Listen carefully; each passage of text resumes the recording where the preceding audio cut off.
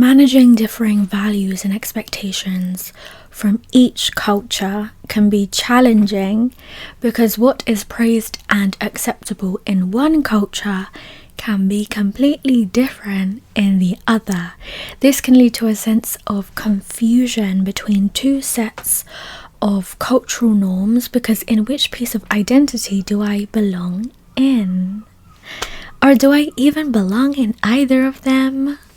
Even though I'm just a girl, I am also a woman. Welcome to the second episode of the Girl and Woman podcast. Hello, my sweethearts. So the struggles of a double identity, two cultures and two names will be divided into 4 chapters. Chapter 1, 2 first names. Chapter 2, code switching. Chapter 3, breaking stereotypes. And chapter 4, culture shocks. Chapter 1, 2 first names. So my first name is Maria Antonette, double barrel without a hyphen. In the Philippines, it has been normalized to give your children, whether that be a son or daughter, 2 first names, and then your middle name is usually your mum's maiden name, and then your surname. I actually searched this up on why this is so common, and when Spain colonized the Philippines, that's when they adopted Spanish naming culture. It's become normal to combine names of saints, family members, or just popular names. Now, the name Maria is deeply rooted in the fact that the Philippines comes from a predominantly religious Catholic heritage, making it a significant religious name. And due to this cultural and religious influence, loads of Filipino girls in the Philippines and girls I've met in the UK as well do have Maria in front of their actual names as well. It symbolizes their connection to the religious aspect of the Philippines. It's become a cultural norm. Have you ever heard the song Maria, Maria? She reminds me of a West Side Story. Growing up in Spanish Harlem, because Spain colonized the Philippines. So me and my sister, second sister, both have Maria in front of our names, which might sound confusing to other people, but her name, her Maria, on documents, her passport, birth certificate, it was never Maria. It was always abbreviated to MA dot, which is also common in the Philippines to abbreviate your Maria, whereas mine isn't abbreviated because I'm the original Maria.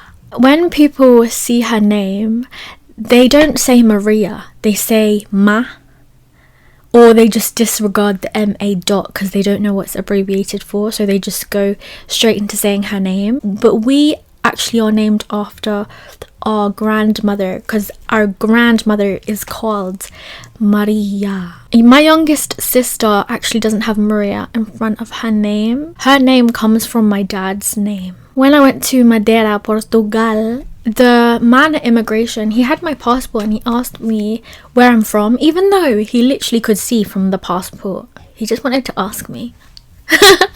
And then I said, oh, for the Philippines. And he said, oh, your whole name is Portuguese. Fun fact. From when I was born to year 2, people only called me by the name Antonette. In year 3, I moved to a different school, and I remember sitting in assembly on my first day. The head teacher was announcing all the names of the new students, and I was sat there thinking, he hasn't said my name.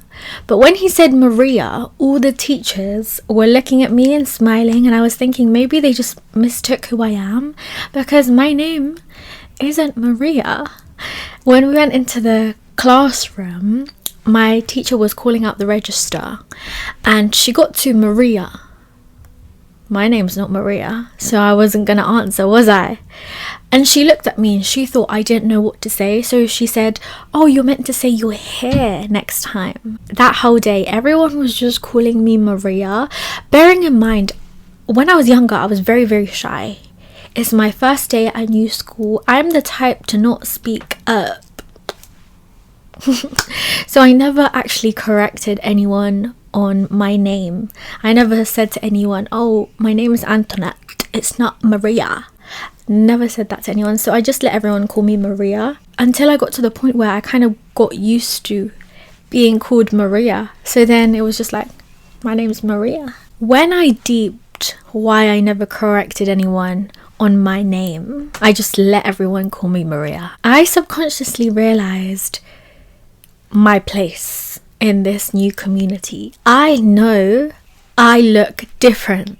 I know Antonette is not a Western name. Conforming to the name Maria, it was an easier name to pronounce for everyone, for white people to say, you know? It's not necessarily an ethnic name compared to Antonette. It would help me integrate better into this white community that I'm in, and it poses less risk of isolation for me. I think that's why I easily adapted to being identified as Maria, because I knew it gave me more benefits. When I'm in the Philippines, when I'm around the Filipinos in the UK, my name is Antonette. So I'm called 2 different names, even though that's my first name. I realized when people call me Maria, I move in more like a Western way. When people call me Antonette, I switched to like a Filipino girl identity.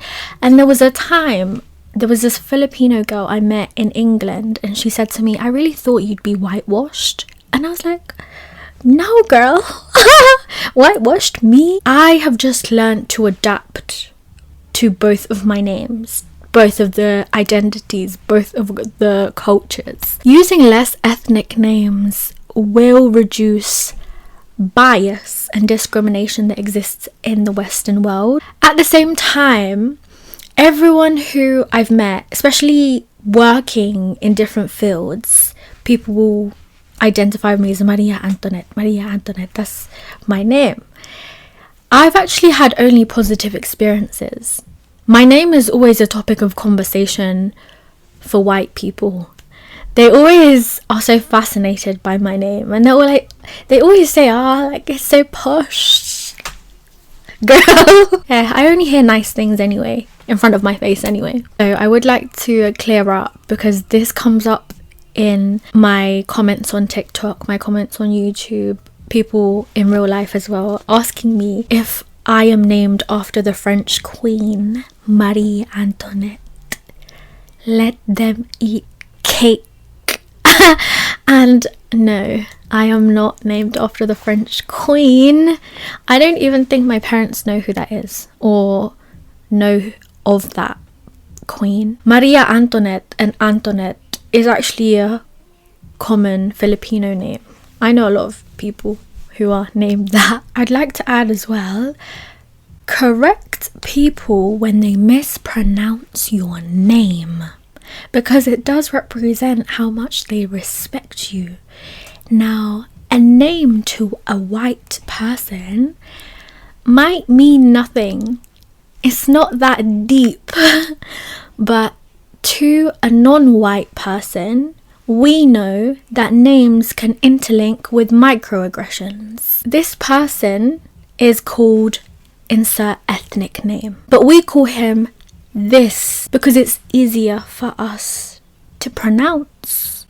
I'm just so bad at names, so we just call him this. Oh, can I call you this name because your name's harder for us to say? Do you know how many white people have said that to me? Trying to justify why they can't call that person their real name. Why they find it hard to pronounce the ethnic name. But they can pronounce the white Western name perfectly.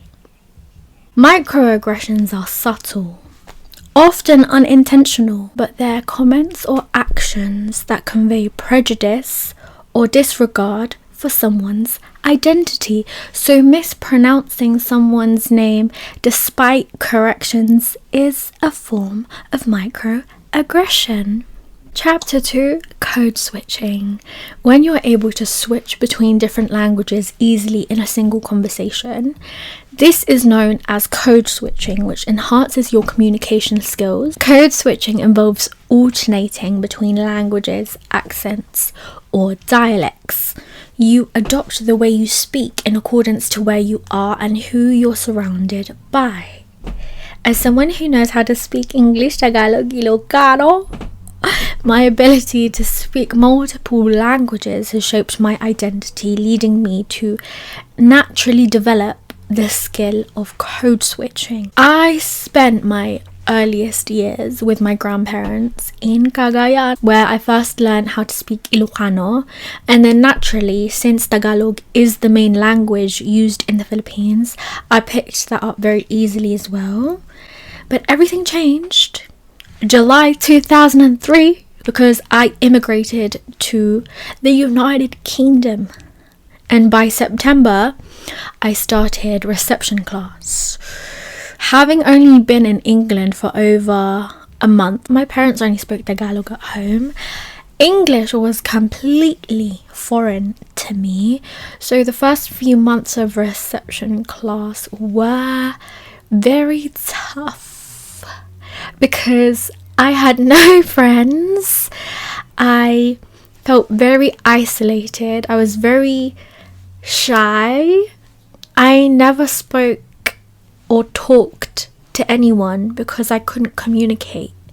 I can't speak English and I can't understand English.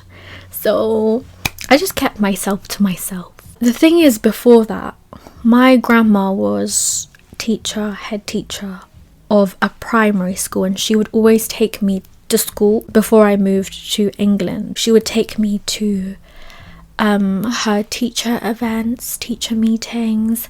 I would be dancing on stage there at the front with all the older kids. Back in my homeland, I was very chatty, very extroverted because I was exposed to so many people since I was born, basically. Whereas when I moved to England, I kind of gained an introverted identity because my confidence levels were at an all-time low at that time. Luckily, my school did bring in an English teacher specifically for me. She was a white woman, but she knew how to speak Tagalog, and every time I had my English lesson, I was able to leave class.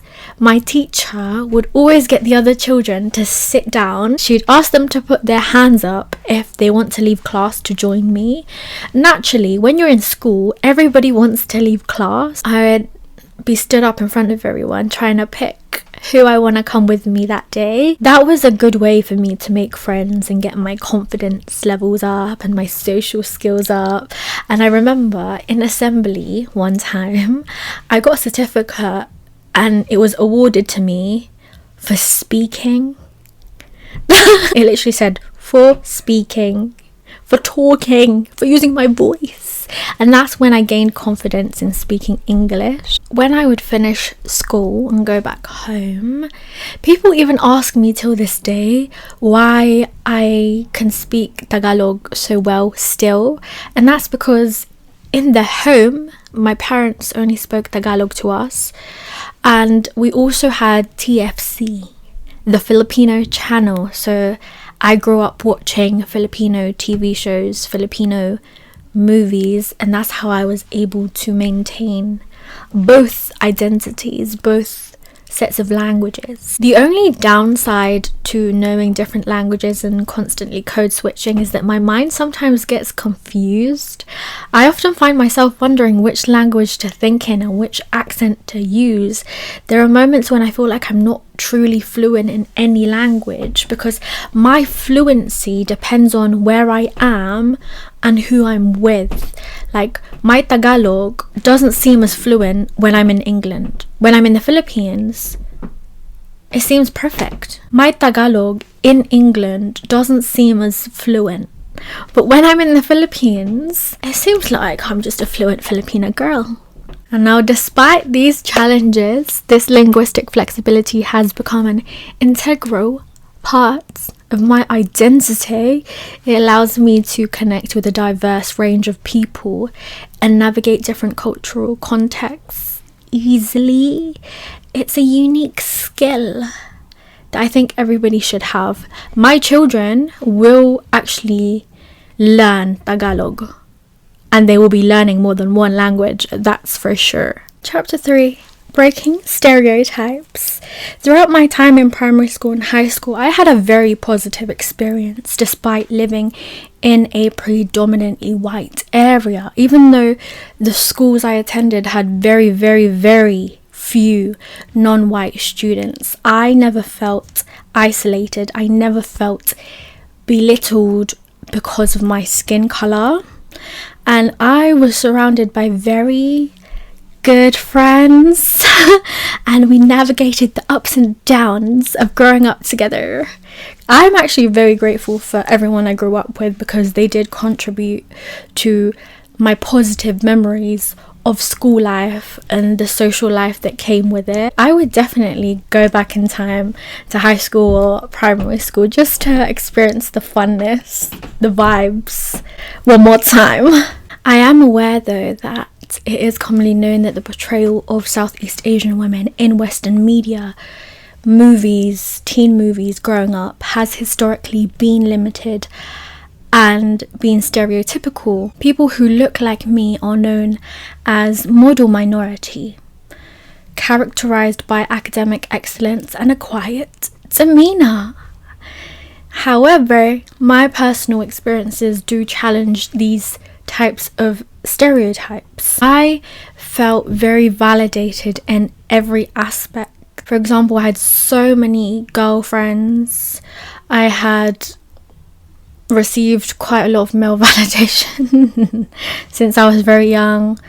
Academic validation. I had teachers, even though they were mostly white, I had very good relations with them, and I was actually a very good student.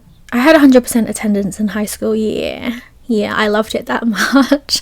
I remember, this is so weird, but me and my friends, there was a period where our idea of fun was staying in at lunchtime and break time, cleaning the whiteboards.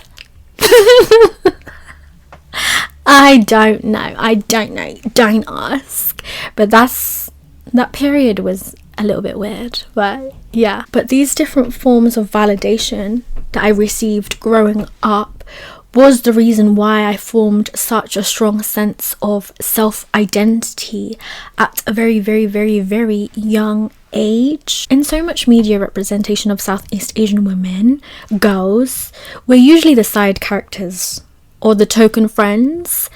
We're rarely the main characters with our own storylines, and this lack of representation can make it difficult for Southeast Asian girls to see themselves as central, important characters.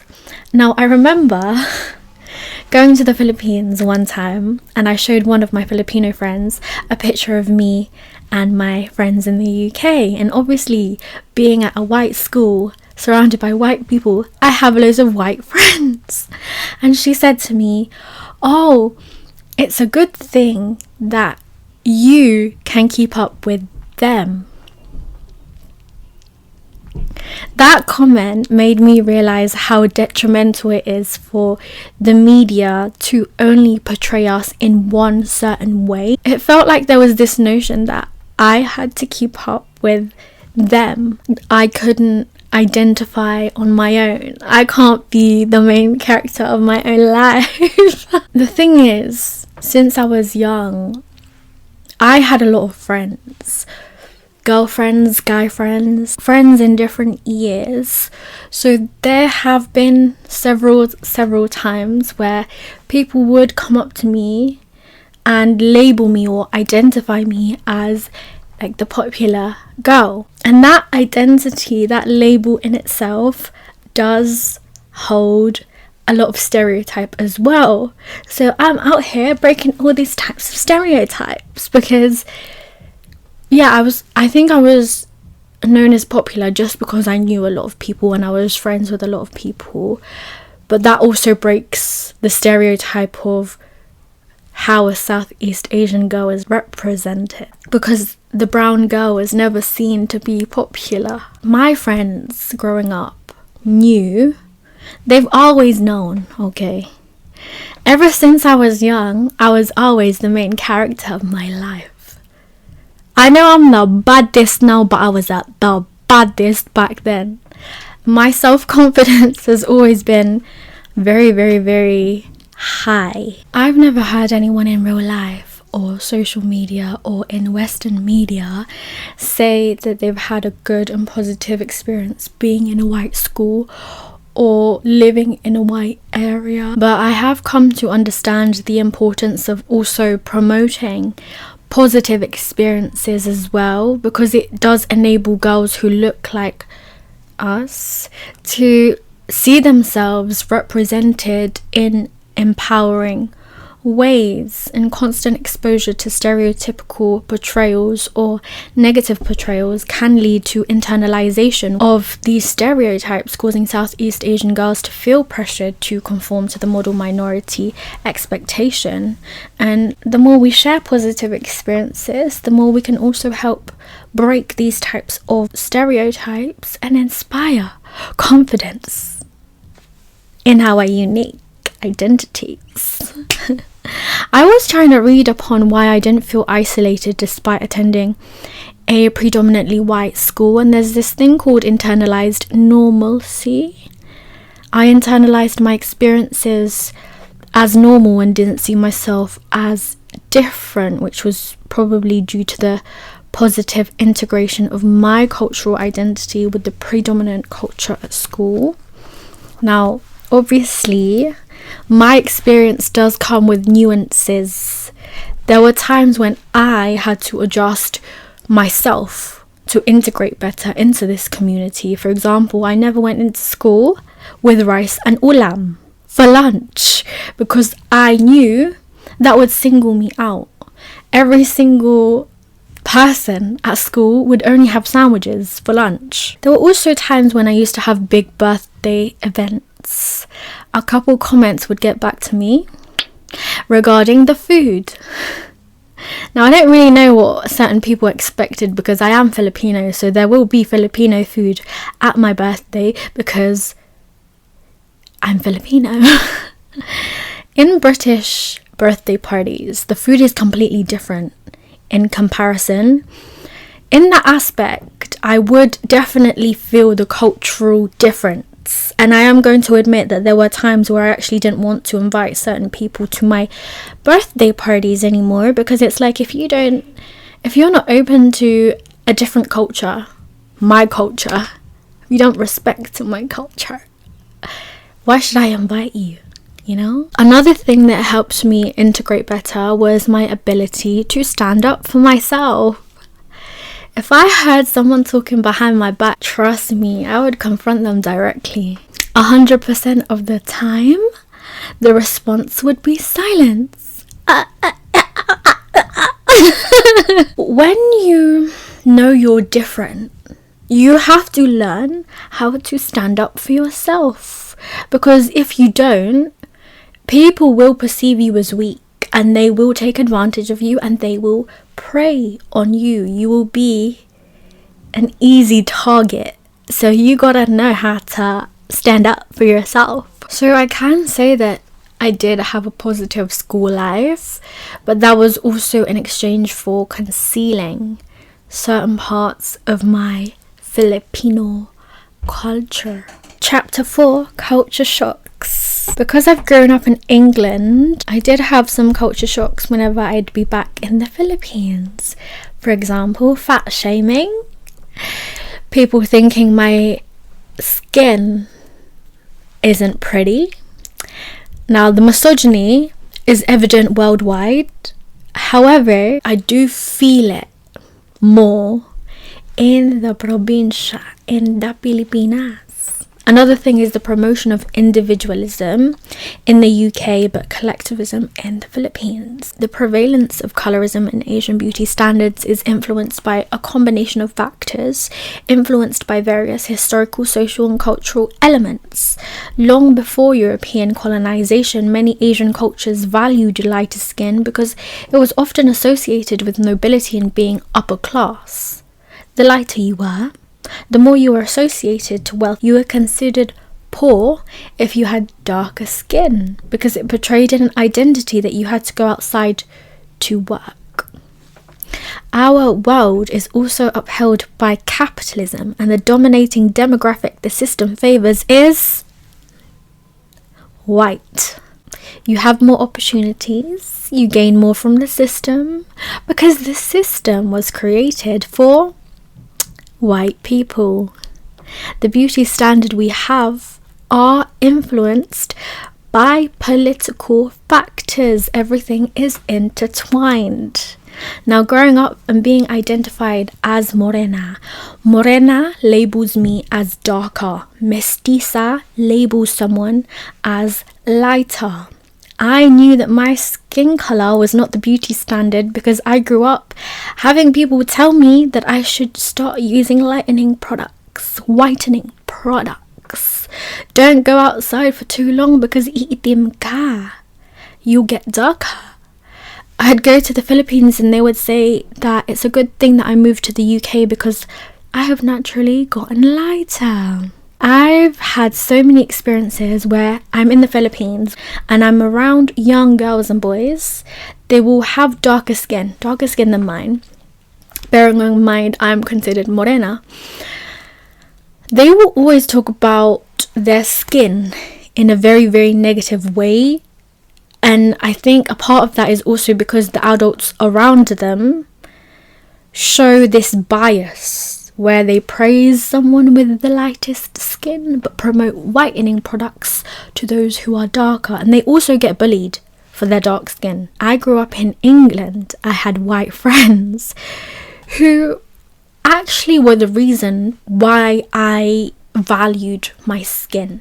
I didn't want to lighten my skin. They always gassed me up. The beauty standard in the West promotes tanning products. The beauty standard in Asia promotes lightening products. And obviously I live in the West.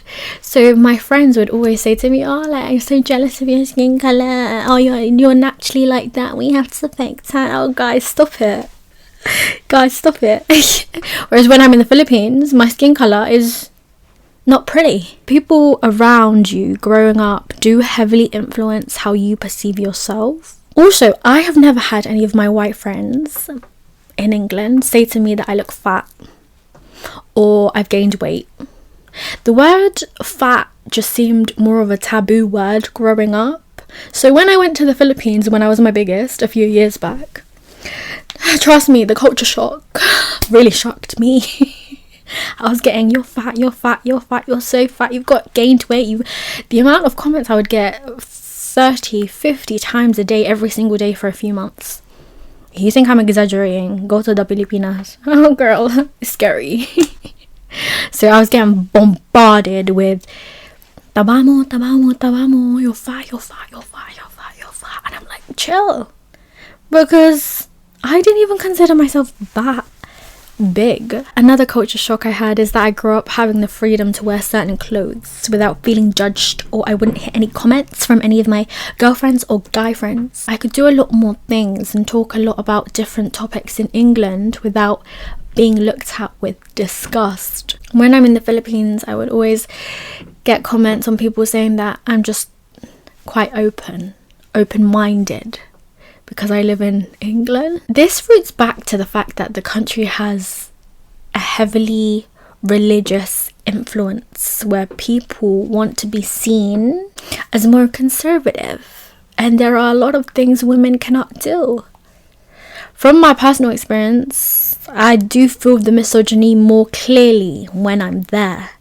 It's more evident in comparison, especially when you're in the province, because they tend to uphold traditional gender roles, which perpetuates unequal treatment of women, reinforcing misogynistic attitudes. The Philippines tends to have a more collectivist culture where emphasis is placed on strong family ties and community. This is influenced by a history of communal living, interdependence, and agricultural society. They'll criticize you collectively the same way they'll support you collectively.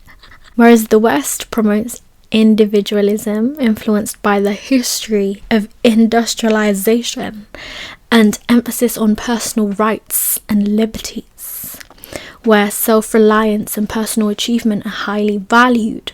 That's why it's common for people to move out at such young ages. But in the Philippines, it's more common for people to stay in their family home until they get married, or even when they do get married, some people live with their in-laws. I think the promotion of individualism does have its benefits because it encourages people to think for themselves and chase their own dreams without feeling like they're selfish for doing that. Whereas in the Philippines, there's this topic discussed, I've seen in a lot of podcasts of Filipinos, utang na loob. It's like you're made to always feel indebted to the people around you. It's like sometimes you're forced to give more than you can afford to. It's as if you have this unsaid social obligation and you have to prioritize other people even if it goes against your own desires. I've often felt the clash of both cultures because I realize I do hold more of a Western perspective on things. However, I have learned to distinguish the differences between both cultures I belong to. Sometimes I don't even have to choose one or the other. I can embrace both. I just adapt myself to wherever or whoever I'm around. Even though I'm just a girl, I am also a woman. Thank you so much for listening to this episode. You can keep up with me on my Instagram and my TikTok at Maria X Antonette, MariaXAntonette. Every episode will be released on Spotify, Apple Music and YouTube. Any inquiries, you can email info@mariaxantonette.com, and I will see you in my next episode. Bye. Love you. Bye.